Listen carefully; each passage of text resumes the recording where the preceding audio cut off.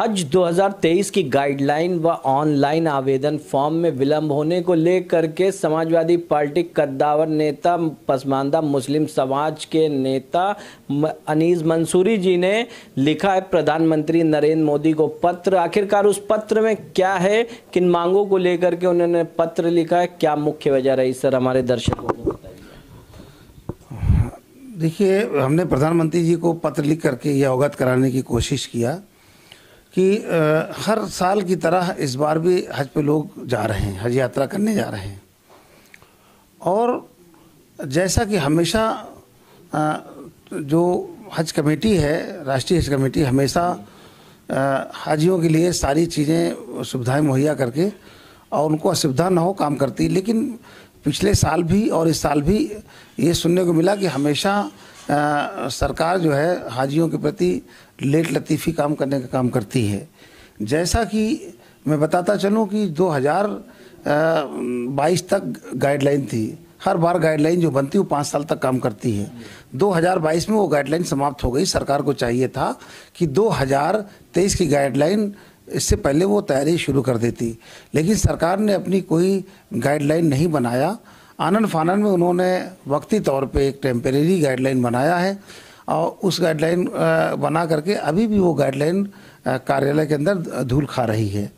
मैं प्रधानमंत्री जी से करबद्ध निवेदन करता हूं कि जो टेम्परेरी गाइडलाइन है उसको आप जारी करें, ताकि जो हज पे जाने वाले हमारे पसमानदा तबके के लोग ही बहुत हैं, बूढ़े, गरीब और किसान, मजदूर, रिक्शा चलाने वाले, इन लोगों ने पूरे ज़िंदगी भर हज पे जाने के लिए पैसा इकट्ठा किया और ये कि हम एक दिन हज पे जाने का हौसला रखें कि हज पे जाएंगे, लेकिन सरकार की इस ढुलमुल रवैया की वजह से वो काफ़ी लेट लतीफ़ हो रहा है। और लेट होने से हज पे जो जा रहे हो तो यात्री जाएंगे, लेकिन लेट होने से असुविधाओं का सामना इसलिए करना पड़ता है कि मक्का और मदीना में जितने अच्छे होटल हैं दूसरे देश से आने वाले लोगों को पहले मिल जाता है, और जो भारत से जाने वाले लोगों को सरकार पैसा लेती है लेकिन सबसे घटिया होटल, सबसे सस्ता होटल मुहैया कराती है। और ऐसे में जब ये लेट में जाएंगे हज यात्री यहाँ से, तो उनको सबसे ख़राब कम सुविधा वाला होटल मिलेगा।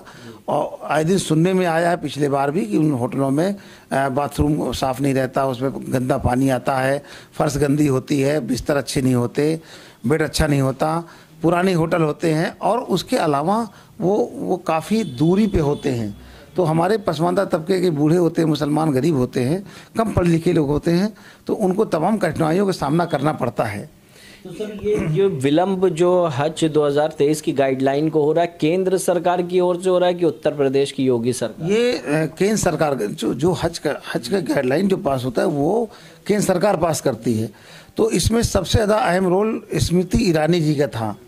वो हज मंत्री हैं, उनको चाहिए था कि जब 2022 का हज समाप्त हो गया उसके बाद गाइडलाइन की तैयारी पहले कर लेनी चाहिए, लेकिन उन्होंने ऐसा नहीं किया।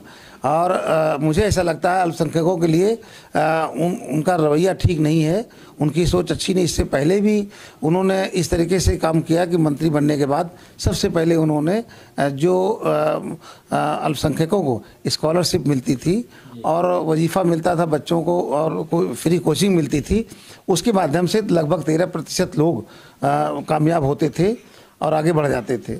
लेकिन वो स्कॉलरशिप बंद कर देने से वो अल्पसंख्यकों में एक बहुत बड़ी निराशा और उहापोह की स्थिति बनी, उससे काफ़ी लोग मायूस हुए। ऐसे मानसिकता से लगता है कि कहीं ना कहीं अल्पसंख्यकों को कमज़ोर करने की और उनको परेशान करने की एक साजिश हो रही है। इसलिए इसमें मैं स्मृति ईरानी जी को सबसे बड़ा दोषी मानता हूं कि ये उनकी जिम्मेदारी थी, उन्होंने अपनी जिम्मेदारी का निर्वहन ठीक से नहीं किया।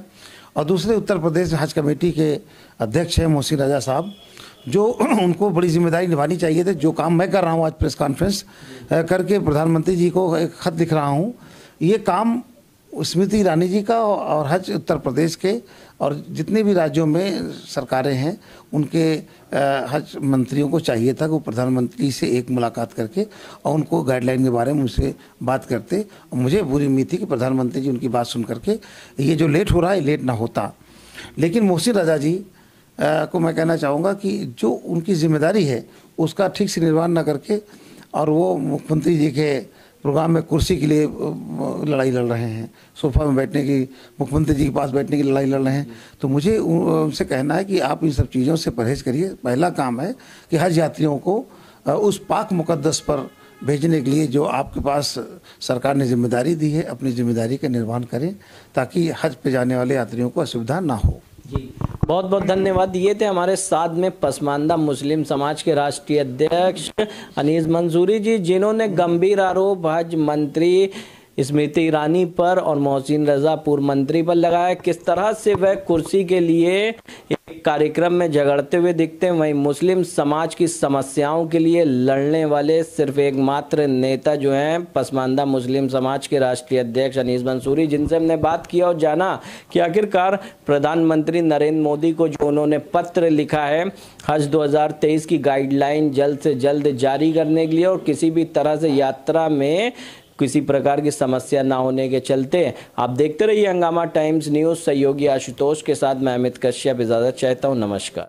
हंगामा टाइम्स की तमाम खबरों को देखने के लिए हंगामा टाइम्स को सब्सक्राइब कर लीजिए और बेल आइकन दबा लीजिए। अगर आपको ये वीडियो अच्छा लगा हो तो लाइक बटन प्रेस कर अपनी प्रतिक्रिया हमारे कमेंट बॉक्स में देना।